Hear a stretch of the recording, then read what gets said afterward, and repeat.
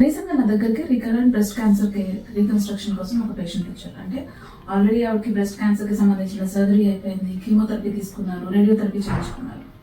So నేను history అడిగినప్పుడు, అంటే ఏం జరిగింది, ఎక్కడ చేయించుకున్నారు, ఇలా హిస్టరీ అంతా అడిగినప్పుడు ఆవిడ ఒకటి చెప్పారనమాట.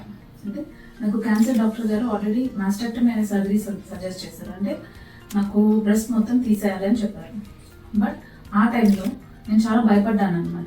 దేనికి అంటే నన్ను మళ్ళీ నేను నార్మల్గా డ్రెస్ చేసుకోగలనా, లేకపోతే బయటకు వెళ్ళగలనా, ఆఫీస్కి వెళ్ళగలనా, సొసైటీ నన్ను యాక్సెప్ట్ చేస్తుందా లేదా, ఇలా చాలా భయపడ్డాను. సో నేను డాక్టర్ గారిని నాకు బ్రెస్ట్ మొత్తం తీయద్దు, ఓన్లీ కన్జర్వేటివ్గా మాత్రమే సర్జరీ చేయండి అని చాలా ఇన్సిస్ట్ చేశాను. అని ఇప్పుడు రిగ్రెట్ అవుతున్నారు అనమాట. So as a plastic surgeon నేను చెప్పాలనుకునేది ఏంటి అంటే, మనం బ్రెస్ట్ క్యాన్సర్కి లేకపోతే ఎనీ క్యాన్సర్కి సంబంధించిన ప్రివెంటివ్ మెజర్స్ తీసుకుంటాం. అంటే ఎలాంటి ఫుడ్ తీసుకోవాలి, ఎలాంటి లైఫ్ స్టైల్ ఫాలో అవ్వాలి అని ఫాలో అవుతూ ఉంటాం. అలాగే ఈ రోజుల్లో క్యాన్సర్కి సంబంధించి రకరకాల స్క్రీనింగ్ టెస్ట్ ఉన్నాయి ఎర్లీగా డిటెక్ట్ చేయడానికి.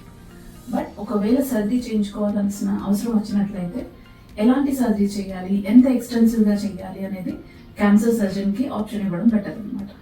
దీనివల్ల మనకి క్యాన్సర్ సర్జికల్ క్లియరెన్స్, అంటే నార్మల్గా టిష్యూస్ వరకు తీసేయడం చేసినట్లయితే కనుక మనకి రికరెన్స్ ఛాన్సెస్ అనేవి చాలా తక్కువగా ఉంటాయి.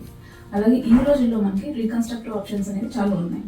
ఫర్ ఎగ్జాంపుల్ బ్రెస్ట్ క్యాన్సర్ చూసినట్లయితే ఇంప్లాంట్స్ కానీ, రీజనల్ ఫ్లాప్స్ కానీ, లేదంటే ఫ్రీ ఫ్లాప్స్ కానీ, ఇలా ఇన్ని రకాల ఆప్షన్స్ ఉండడం వల్ల మనం మనలా ఫీల్ అవ్వడానికి, లేదు అంటే ఫ్యామిలీతో నార్మల్ లైఫ్ లీడ్ చేయడానికి, బయట సొసైటీతో మింగిల్ అవ్వడానికి చాలా అవకాశం ఉంటుంది అన్నమాట.